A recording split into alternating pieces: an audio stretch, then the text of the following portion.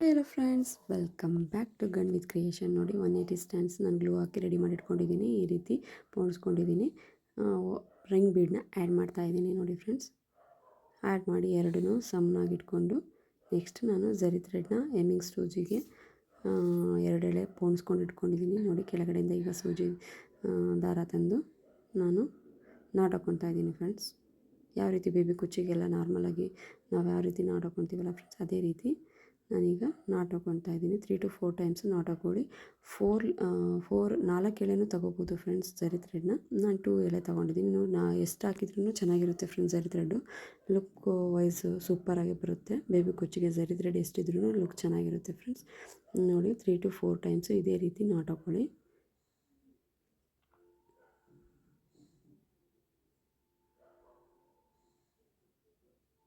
ಈ ರೀತಿ ನಾಟ್ ಹಾಕ್ಕೊಂಡು ನೆಕ್ಸ್ಟು 4 to 5 ಟೈಮ್ಸು ಈ ರೀತಿ ರೊಟೇಟ್ ಮಾಡಿಕೊಂಡು ನೋಡಿ ಫ್ರೆಂಡ್ಸ್, ಈ ರೀತಿಯೇ 4 to 5 ಟೈಮ್ಸು ನಾನು ಈ ರೀತಿ ರೊಟೇಟ್ ಮಾಡಿಕೊಂಡು ನೆಕ್ಸ್ಟ್ ಲಾಸ್ಟಿಗೆ ಒಂದು ಸರಿ ನಾಟ್ ಹಾಕ್ಕೊಂಡಿದ್ದೀನಿ. ನಾಟ್ ಹಾಕ್ಕೊಂಡು ಬ್ಯಾಕ್ ಸೈಡಿಗೆ ಟರ್ನ್ ಮಾಡಿಕೊಂಡು ನಾವೇನು ಝರಿ ಥ್ರೆಡ್ ಹಾಕಿದ್ವಲ್ಲ ಫ್ರೆಂಡ್ಸ್, ಅದಷ್ಟಕ್ಕೂ ಸೇರಿಸಿ ಒಂದು ನಾಟ್ ಹಾಕ್ಕೊತಾ ಇದ್ದೀನಿ ಫ್ರೆಂಡ್ಸ್.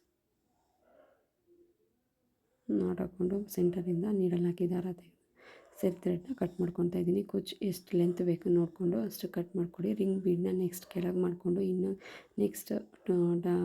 ಕಲರ್ ಸಿಲ್ಕ್ ಥ್ರೆಡ್ನ ನಾನು ಆ್ಯಡ್ ಮಾಡಿಕೊಂಡು ಲೆಂತ್ ಎರಡು ಸಮನಾಗಿ ಇಟ್ಕೊಂಡು ಬೇಬಿ ಕುಚ್ಚಿಗೆ ಯಾವ ರೀತಿ ನಾವು ಝರಿ ಥ್ರೆಡ್ನ ಆ್ಯಡ್ ಮಾಡ್ತೀವಿ ಅದೇ ರೀತಿ ಇಲ್ಲೂ ಆ್ಯಡ್ ಮಾಡ್ತಾಯಿದ್ದೀನಿ.